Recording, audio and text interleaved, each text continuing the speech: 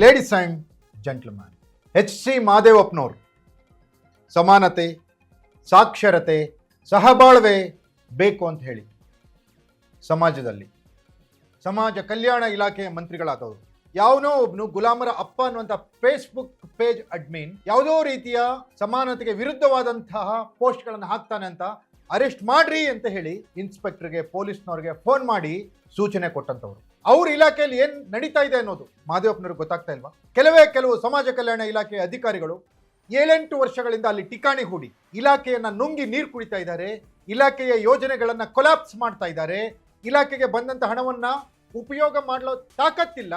ಅವ್ರನ್ನೆಲ್ಲ ಪೋಷಿಸಿಕೊಂಡು ಇವರು ಆರಾಮಾಗಿ ಏನೇನು ಬರಬೇಕು ಅದನ್ನ ಪಡೆದುಕೊಂಡು ಸಾಂಗವಾಗಿ ಬೆಂಗಳೂರು, ಡೆಲ್ಲಿ, ಅಲ್ಲಿ ಇಲ್ಲಿ ಮುಖ್ಯಮಂತ್ರಿಗಳ ಹಿಂದಿಂದೆ ಓಡಾಡ್ತಾ ಇದ್ದಾರಲ್ಲ.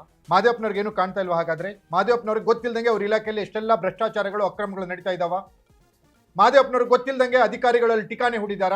ಸಮಾಜ ಕಲ್ಯಾಣ ಇಲಾಖೆ ಭ್ರಷ್ಟಾಚಾರದ ಕೂಪ ಅನ್ನುವಂತಾಗಿದೆಯಲ್ಲ, ಇದಕ್ಕೆ ಮಾದೇವಪ್ಪನವರು ಉತ್ತರ ಕೊಡ್ತಾರಾ ಅಥವಾ ಯಾರು ಉತ್ತರ ಕೊಡ್ತಾರೆ? ಎಸ್, ಎಕ್ಸ್ಕ್ಲೂಸಿವ್ ಸ್ಟೋರಿ, ನೆಲ ಜಲ ಭಾಷೆಗಾಗಿ ಪ್ರಾಮಾಣಿಕ ಪತ್ರಿಕೋದ್ಯಮ. ನಾನು ಹೇಮ.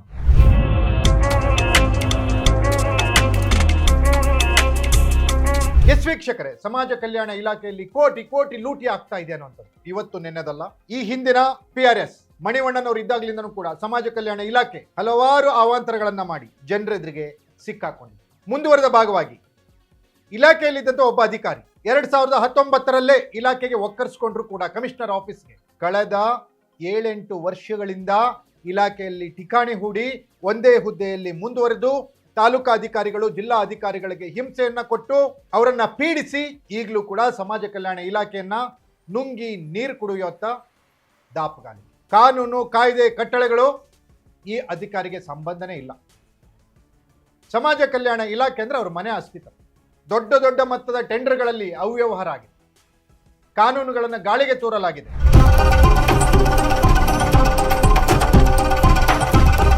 ಮೊನಾಪಲಿ, ಏಕಸ್ವಾಮ್ಯ, ಒಬ್ಬರೇ ಇರಬೇಕು, ಒಬ್ಬರಿಗೆ ಕೊಡಬೇಕು, ಯಾವುದೇ ಆದರೂ ಪರವಾಗಿಲ್ಲ. ಕಾಂಟ್ರಾಕ್ಟರ್ಗಳೇನೋ ಇವ್ರ ಮಾವನ ಮಕ್ಕಳ. ಟೆಂಡರ್ ವಿಚಾರದಲ್ಲಿ ರಾತ್ರಿ 8 ಗಂಟೆ 9 ಗಂಟೆಗೂ ಕೂಡ ಕೆಲಸ ಮಾಡ್ತಾರೆ. ಅವರು ಡಿಜಿಟಲ್ ಎವಿಡೆನ್ಸ್ ಇರುವಂತ ಕಾಲದಲ್ಲೂ ಕೂಡ ರಾತ್ರಿ 8 ಗಂಟೆ 9 ಗಂಟೆಗೆ ಟೆಂಡರ್ ರಿಲೇಟೆಡ್ ವರ್ಕ್ ಮಾಡ್ತಾರೆ. ಅಂದ್ರೆ ಇವರಿಗೆ ಕಾನೂನಿನ ಭಯ ಎಷ್ಟಿರ್ಬೋದು? ಸಮಾಜ ಕಲ್ಯಾಣ ಇಲಾಖೆಯ ಈ ಘೋರ ಕೃತ್ಯಗಳು ನಡೀತಾ ಇದ್ರು ಇಲಾಖೆಯಲ್ಲಿ, ಕಮಿಷನರ್ ಯಾಕೆ ಮೌನವಾಗಿದ್ದಾರೆ? ಅದು ಸಂಶಯವನ್ನ ಹುಟ್ಟುಹಾಕ್ತಾ ಇದೆ.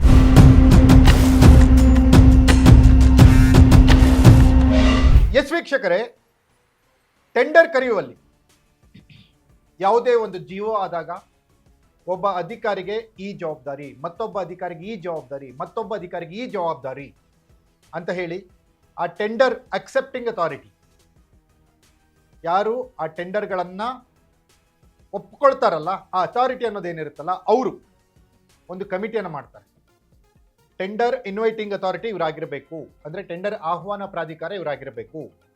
ಆ ಟೆಂಡರ್ಗಳೆಲ್ಲ ಬಂದ ಮೇಲೆ ಅದನ್ನು ಸ್ಕೂಟಿನಿ ಮಾಡುವಂತಹ ಮತ್ತೊಂದು ಕಮಿಟಿ ಇರುತ್ತೆ, ಅದಕ್ಕೆ ಇವರು ಅಧ್ಯಕ್ಷರಾಗಿರಬೇಕು. ಅವರ ಮೇಲಿನ ಅಧಿಕಾರಿಗಳು ಅಧ್ಯಕ್ಷರಾಗಿರಬೇಕು. ಅದಾದಮೇಲೆ ಪಾರದರ್ಶಕ ಪ್ರಕ್ರಿಯೆ ನಡೀಬೇಕು ಅಂತೇಳಿ KTPP ಆಕ್ಟ್ ಬಂದಿದೆ. ಆ ಆಕ್ಟ್, ಕಾನೂನು ನಿಯಮದಂತೆಯೇ ಪಾರದರ್ಶಕ ಪ್ರಕ್ರಿಯೆ ನಡೀಬೇಕು ಅನ್ನುವಂಥ ಹಲವಾರು ನಿಯಮಗಳಿದ್ರೂ ಕೂಡ ಈ ನಿಯಮಗಳನ್ನೆಲ್ಲ ಗಾಳಿಗೆ ತೂರಿ ಅಕ್ರಮಗಳನ್ನು ಮಾಡಿದ್ದಾರೆ. ಅಕ್ರಮಗಳನ್ನು ಇನ್ನೂ ಕೂಡ ಮಾಡ್ತಾ ಇದ್ದಾರೆ ಸಮಾಜ ಕಲ್ಯಾಣ ಇಲಾಖೆಯ ಅಧಿಕಾರಿ. ದುರಂತ ಏನಪ್ಪಾ ಅಂದ್ರೆ, ಕಮಿಷನರ್ ಒಂದು ಆದೇಶ ಮಾಡ್ತಾರೆ, ಇವ್ರು ಮಾಡಬೇಕು. ಯಾರು? ಟೆಂಡರ್ ಆಹ್ವಾನ ಪ್ರಾಧಿಕಾರ, DD, ಡೆಪ್ಯೂಟಿ ಡೈರೆಕ್ಟರ್ ಎಜುಕೇಷನ್, ಸಮಾಜ ಕಲ್ಯಾಣ ಇಲಾಖೆ, ಇವರು ಮಾಡಬೇಕು. ಆದರೆ ಕರೆಯೋದು JD ಕರೀತಾನೆ, DD ಕರೆಯೋದೇ ಇಲ್ಲ. ಆ JD ಕರೀತಾರೆ, ಓಕೆ, ಏನೋ ಅವ್ರು ಒಳಗೆ ಏನೋ ಮಾಡ್ಕೊಂಡಿದ್ದಾರೆ, ಅಡ್ಜಸ್ಟ್ಮೆಂಟ್ ಮಾಡ್ಕೊಂಡಿದ್ದಾರೆ. DD ಕರೆದ್ರೆ ಏನೋ ಕಮ್ಮಿ ಸಿಗುತ್ತೆ, JD ಕರೆದ್ರೆ ಏನೋ ಜಾಸ್ತಿ ಸಿಗುತ್ತೆ, ಏನೇನೋ ಕಾರಣಗಳಿರ್ತವೆ. ಯಾವುದೇ ಕಾರಣಕ್ಕೆ ಯಾರೋ ಮಾಡಿದ್ದಾರೆ ಅಂದರೆ, ವಾಸ್ತವವಾಗಿ JD ಹುದ್ದೆನೇ ಇಲ್ಲ. ಈಗ ಸಮಾಜ ಕಲ್ಯಾಣ ಇಲಾಖೆಯಲ್ಲಿ ಹುದ್ದೆ ಇಲ್ಲದ ಹುದ್ದೆಯಿಂದ ಟೆಂಡರ್ ಅನ್ನು ಕರೆದು ಆ ಜಾಯಿಂಟ್ ಡೈರೆಕ್ಟರ್ ಅನ್ನುವ ತಂತ್ರಾಂಶಗಳನ್ನು ದುರುಪಯೋಗ ಪಡಿಸ್ಕೊಂಡಿದ್ದಾರೆ. ಕಮಿಷನರು ಕಣ್ಣು ಮುಚ್ಕೊಂಡು ಬಾಯಿದ್ರು ಮೂಗ್ರ ಥರ ಕೂತಿದ್ದಾರೆ. ಇದನ್ನ ಕೇಳಿದ್ರೆ ಸಮರ್ಪಕವಾದ ಉತ್ತರ ಸಿಗಲ್ಲ ಕಮಿಷನರ್ ಕಡೆಯಿಂದ. ಉತ್ತರ ಇದ್ರೆ ತಾನೇ ಕೊಡಕ್ಕೆ. ಹೌದ್ರಿ, ಅವ್ರೇನೋ ಕಮಿಟ್ ಆಗಿದಾರಂತೆ, ಅವ್ರ ಹತ್ರ ಏನೋ ಇಸ್ಕೊಂಡು ಮಾಡ್ಕೊಡ್ತೀವಿ ಅಂತ ಹೇಳಕ್ಕಾಗಲ್ವಲ್ಲ ಅವರು.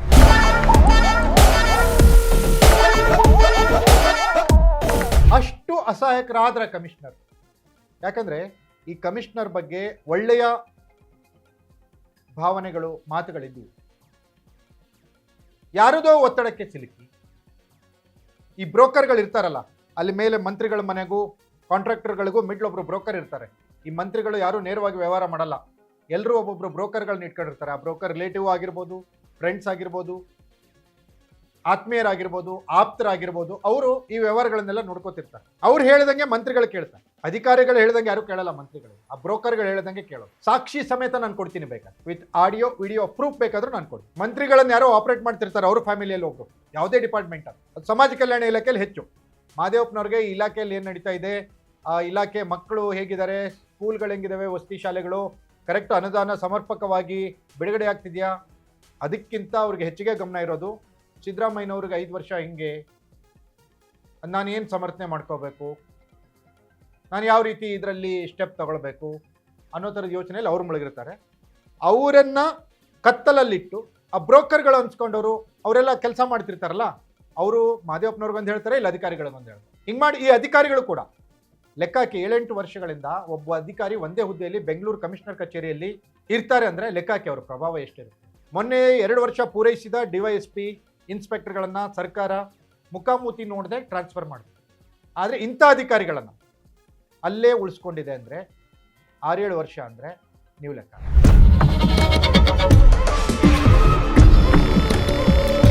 ಯಾವುದೇ ಮಂತ್ರಿ ಬರಲಿ, ಇವ್ರಿಗೆ ಗೊತ್ತಿದೆ ಯಾವ ಮಂತ್ರಿನ ಹೆಂಗೆ ಹ್ಯಾಂಡಲ್ ಮಾಡಬೇಕು ಅಂತ, ಹಂಗೆ ಮಾಡ್ಕೊಂಡು ಹೋಗ್ತಾ ಇರ್ತಾರೆ. ಈ ರೀತಿ 7-8 ವರ್ಷಗಳಿಂದ ಇಲಾಖೆಯಲ್ಲಿ ಇದ್ದಿದ್ದರಿಂದ ಇಲಾಖೆಯಲ್ಲಿ ಏನೇನು ಲೂಪ್ ಹೋಲ್ಸ್ ಇದೆ ಅನ್ನೋದನ್ನು ತಿಳ್ಕೊಂಡು ಇಲಾಖೆಯನ್ನು ನುಂಗಿ ನೀರು ಕುಡಿಯುವಂಥ ಕೆಲಸಗಳನ್ನು ಸಮಾಜ ಕಲ್ಯಾಣ ಇಲಾಖೆ ಅಧಿಕಾರಿಗಳು ಮಾಡ್ತಾ ಇದ್ದಾರೆ ಅಂತ ಹೇಳಿ ಜನ ಮಾತಾಡ್ತಾರೆ.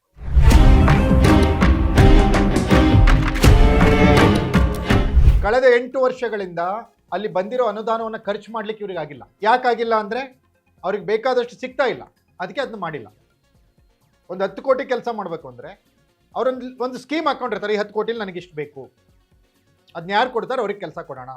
ಅದು ಕೆಲಸ ಯಾವ ಥರ ಆಗುತ್ತೋ, ಗುಣಮಟ್ಟ ಹೆಂಗಿರುತ್ತೋ, ಇನ್ ಟೈಮಿಗೆ ಆಗುತ್ತೋ, ಅದು ಬೇಕಾಗಿಲ್ಲ ಇವ್ರಿಗೆ. ಇವ್ರಿಗೆ ಬೇಕಾಗಿರೋದು ಇವ್ರೇನು ಲೆಕ್ಕ ಹಾಕೊಂಡಿರ್ತಾರಲ್ಲ ಅಷ್ಟು ಬರಬೇಕು. ಅದನ್ನ ಮಾಡೋಕ್ಕೆ ಏನೇನು ಬೇಕಾದ್ರೂ ಸರ್ಕಸ್ ಮಾಡ್ತಾರೆ, ಏನೇನು ಬೇಕಾದ್ರೂ ಕತೆ ಕಟ್ತಾರೆ. ಅಲ್ಲಿ ಕಮಿಷನರ್ಗೊಂದು ಸುಳ್ಳು ಹೇಳ್ತಾರೆ, ಮೇಲೆ ರಣದೀಪ್ ಸಾಹೇಬ್ರಿದ್ದಾರೆ PRS, ಅವರಿಗೊಂದು ಸುಳ್ಳು ಹೇಳ್ತಾರೆ. ಇವರು ಆಡಿರೋ ಆಟವನ್ನು ಆಡ್ತಾರೆ. 7-8 ವರ್ಷಗಳಿಂದ ಇಲಾಖೆಯಲ್ಲೇ ಇದ್ದರೂ ಕೂಡ ಯಾಕೆ ರಣದೀಪ್ ಅವರು ಅವ್ರ ವಿರುದ್ಧ ಇನ್ನೂ ಕ್ರಮವನ್ನು ಕೈಗೊಂಡಿಲ್ಲ, ಯಾಕೆ ಬದಲಾವಣೆ ಮಾಡಿಲ್ಲ?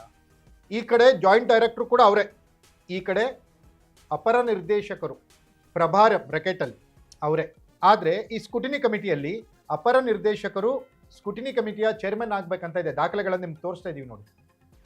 ಇದ್ಯಾವುದು ಊಹಾಪೋಹಗಳಲ್ಲ, ಇದ್ಯಾವುದು ಸುಳ್ಳು ಸುದ್ದಿಗಳಲ್ಲ, ಇದ್ಯಾವುದು ಕೂಡ ಏನೋ ನಾವು ಕೇಳಿದ್ದನ್ನು ಹೇಳೋದಲ್ಲ.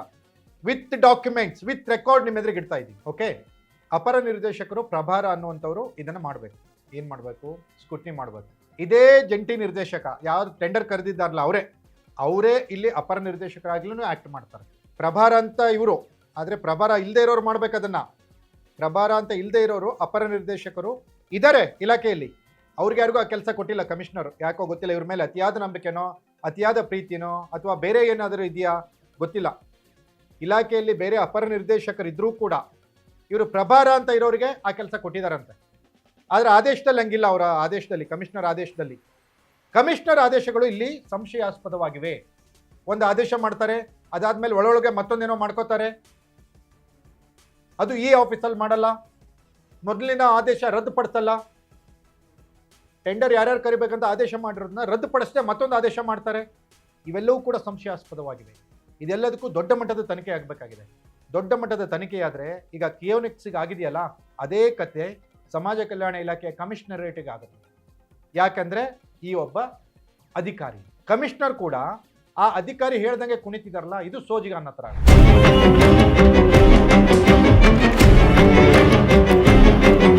ಕಮಿಷನರ್ ಇನ್ನಾದರೂ ಎಚ್ಚೆತ್ತುಕೊಳ್ತಾರ? ಸಮಾಜ ಕಲ್ಯಾಣ ಇಲಾಖೆಯಲ್ಲಿ ಈ ರೀತಿ ಆಗಿರುವಂತಹ ಅವ್ಯವಹಾರಗಳಿಗೆ ಇನ್ನಾದರೂ ಬ್ರೇಕ್ ಬೀಳುತ್ತಾ? ಮಾದೇವಪ್ಪ ಬೆಂಗಳೂರು ಡೆಲ್ಲಿ ಅನ್ನೋದನ್ನು ಆಮೇಲೆ ಯೋಚನೆ ಮಾಡೋದಕ್ಕಿಂತ ಮೊದಲು ಅವರು ಸಮಾಜ ಕಲ್ಯಾಣ ಇಲಾಖೆಯಲ್ಲಿ ಏನಾಗ್ತಿದೆ ಅನ್ನೋದ್ರ ಬಗ್ಗೆ ಏನಾದರೂ ಗಮನ ಕೊಡ್ತಾರ? ಅಥವಾ ಬ್ರೋಕರ್ಗಳನ್ನು ದೂರ ಇಟ್ಟು ಅಧಿಕಾರಿಗಳಿಗೆ ಯಾವುದೇ ರೀತಿಯ ಪ್ರಭಾವ ಇಲ್ಲದಂಗೆ ಕೆಲಸ ಮಾಡಿ ಅನ್ನುವಂಥ ಧೈರ್ಯವನ್ನೇನಾದರೂ ತುಂಬ್ತಾರ? ದಕ್ಷ ಅಧಿಕಾರಿ ರಾಕೇಶ್ ಕುಮಾರ್ ಅವರಿಂದ ಸೂಕ್ತ ತೀರ್ಮಾನಗಳು ಭ್ರಷ್ಟಾಚಾರ, ಅನ್ಯಾಯದ ವಿರುದ್ಧ, ಕಾನೂನು ಬಾಹಿರ ನಿಯಮಗಳ ವಿರುದ್ಧ ಆಗ್ತವ? ಇದೆಲ್ಲ ಗಮನಿಸಿರುವಂತಹ ರಣದೀಪ್ ಅವರು, PRS ಸಮಾಜ ಕಲ್ಯಾಣ ಇಲಾಖೆಯ ಕಾರ್ಯದರ್ಶಿಗಳು, ಇದಕ್ಕೊಂದು ಫುಲ್ ಸ್ಟಾಪ್ ಅನ್ನು ಇಡ್ತಾರ? ಇಲಾಖೆಯನ್ನು ಹತೋಟಿಗೆ ತೆಗೆದುಕೊಳ್ತಾರ? ಅಕ್ರಮಗಳು, ಅಕ್ರಮ ಟೆಂಡರ್ಗಳು ಏನು ನಡೀತಾ ಇದಾವಲ್ಲ ಸಮಾಜ ಕಲ್ಯಾಣ ಇಲಾಖೆಯಲ್ಲಿ, ಇವು ಸರಿದಾರಿಗೆ ಬರ್ತಾವ? ಮತ್ತೊಂದು ಎಪಿಸೋಡ್ನಲ್ಲಿ ನೋಡೋಣ. ನೆಲ ಜಲ ಭಾಷೆಗಾಗಿ ನೋಡ್ತಾ ಇರಿ ಫೋಕಸ್.